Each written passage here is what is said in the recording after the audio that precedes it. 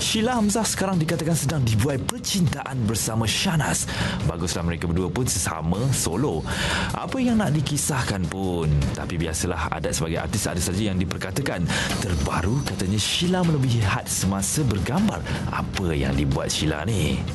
Sheila Hamzah, apa khabar? Atta baiklah adanya. Sebelum datang kemari Kak Rok, sempatlah juga membuka satu blog ni. Ceritanya engkau ni sekarang setelah bercinta dengan Shahnaz ni, katanya ambil gambar berpegang-pegangan. Sebab dia mengenal Sheila, Sheila ni bukan jadi macam ni. Kalau nama pun selebriti, apa benda yang kita buat tu memang diperhatikan. Saya berterima kasih banyak-banyak kepada penulis surat terbuka tersebut kerana dengan rasa kasih sayang dia terhadap saya tu sampai sanggup tulis surat terbuka untuk saya. Dan terima kasih kepada blogger tersebut yang telah mengeluarkan surat daripada peminat purba. Saya pun tak ingat benda-benda, tapi yang penting sekali adalah mesej dan isi kandungan surat tersebut. Ada juga orang yang boleh mengingatkan saya. Saya akan cuba untuk memperbaiki diri saya yang tidak sempurna ini. Daripada jawapan Sheila tu, adakah Sheila rasa bersalah ke ataupun tak kisahlah, esok-esok boleh buat lagi? Jadi bagaimana? Saya sentiasa berfikiran positif. Tidak kerana surat tersebut saya perlu rasa down dan efek orang-orang sekeliling saya. Bukan saya saja yang terluka apabila membaca surat tersebut, malah family saya yang membaca, dia yang membaca. Bila family membaca, apa kata mereka terhadap Sheila? Kalau saya nak katakan mereka happy macam dapat loteri tu, saya tipulah kan. Apa yang saya boleh katakan, mereka sangat berduka cita, sangat upset dengan apa yang ditulis. At the same time, mereka juga tidak menidakkan. Tugas kita sesama saling mengingati. Kalau bukan untuk niat menjatuhkan, saya terima dengan hati dan terbuka. Tapi kalau sekiranya itu bertujuan untuk menjatuhkan, cuma satu je saya bercakap lah, udah-udah lah tu. Orang bercerita ke aku, sejak engkau ni bercinta dengan Shahnaz, bertwitter-twitter tu, seolah-olah engkau ni dah angau ataupun kemaruk bercinta. Sebab status-status yang kata orang very in love dengan Shahnaz. Apa komen kau? Angau tu hanya bangau lah. So far saya masih sedar saya seorang manusia yang mempunyai hati dan perasaan. Tidak dinafikan. Kami memang sangat terbuka tentang kisah-kisah kami. Tapi tak adalah semua benda kita nak cerita. We are just being normal. Bukan tujuan untuk menunjuk-nunjuk. Kami cuma cuba untuk menjadi satu pasangan yang normal di hadapan semua orang. Bagaimana Sheila komen pada orang yang begitu? Sebab dia follow kau kat Twitter. Suddenly dia pula meroyan kata kau angau bercinta. At least saya dan Shahnaz, we are being real. Kita tidak